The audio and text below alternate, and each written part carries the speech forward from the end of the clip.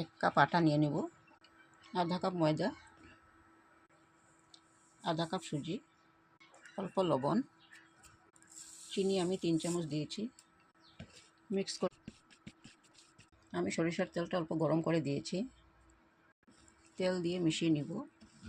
যে কোনো তেল দেওয়া যায়, ঘিও দেওয়া যায়। ভালো করে মেখে নেব।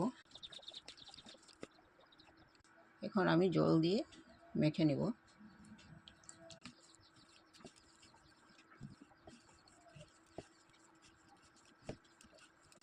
আটাটা আমি নরম করে মাখবো না, অল্প শুকনা করে মেখে নেব। ঠিক এরকম শক্ত করে মেখে নিয়েছি। এরকমভাবে আমি চাকু দিয়ে কেটে নেব।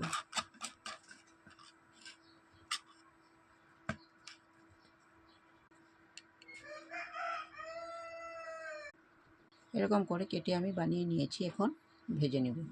তেল গরম হয়ে গেছে, এখন ভেজে নেব।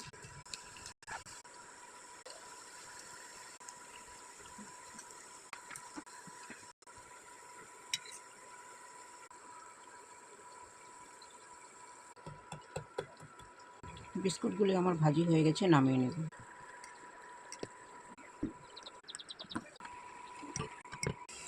সব বিস্কুটগুলি আমি এরকম ভেজে নেব। যদি রেসিপি ভালো লেগে থাকে তাহলে লাইক, শেয়ার, সাবস্ক্রাইব করবেন। Thank you.